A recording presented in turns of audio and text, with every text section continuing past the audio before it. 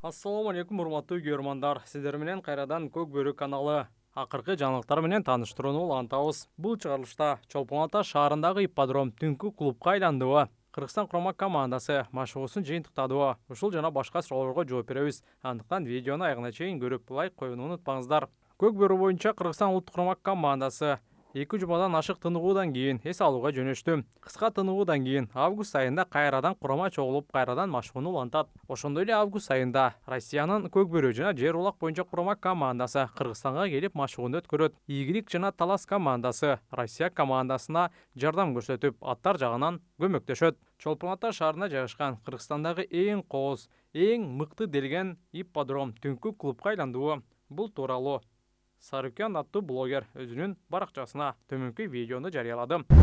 Остор бул белектер. Адаттагыдай эле баары оңой. Остор дүкөндөрүнүн бирине келип, жапжаңы Infinix сатып аласың да, экинчи смартфонуңду белекке аласың. Булар менен бүтпөйт. Дагы сонун 2 белек сеники. Керемет. Сага смартфон керекпи? Сага белек керек. Как обстоятельства, так сказать. Ведь это достопримечательность территории Искульской области. Многие туристы здесь посещают, музей. Но, как мы видим, здесь уже не музей, не достопримечательность, а просто развлекательный центр клуба.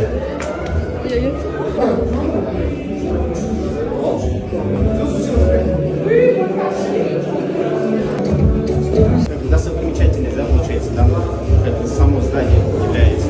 Многие туристы сюда приезжают, они смотрят, знают, весь ход, получается, перекрыли. И всю дорогу перекрыли, машины приезжают.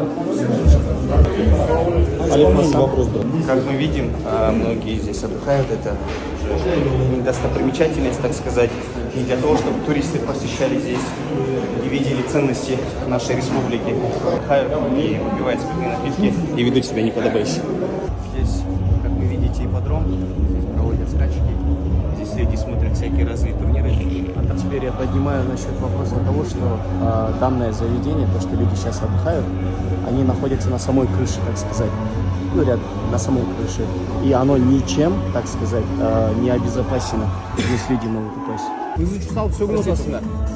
Кечирим сурайм байке. Чын. Эркелдиңери культурный эс алып культурна кетип эле да. Эркекче кечирим сурайм. Өзүм көлдөн болгом.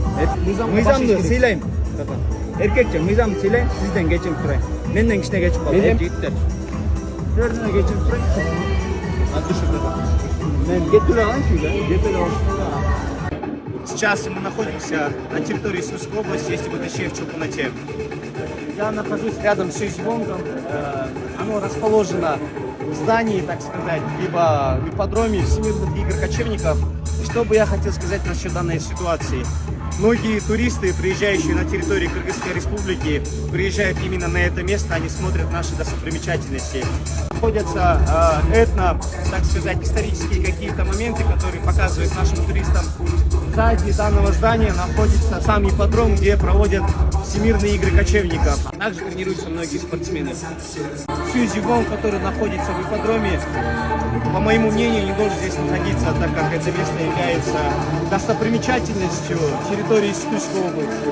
Все соответствующие определенные органы обратят на это внимание. Во-первых, здесь все водители нарушают правила дорожного движения, перекрывают дороги, так сказать. Тем самым я покажу в последующем видео. Многие отдыхающие здесь выпивают спиртные напитки. Как они предназначены для того, чтобы люди здесь отдыхали. Многие люди могут здесь упасть. Здесь должны быть определенные сооружения для безопасности. Надеюсь, просмотрите это видео и сделайте мне.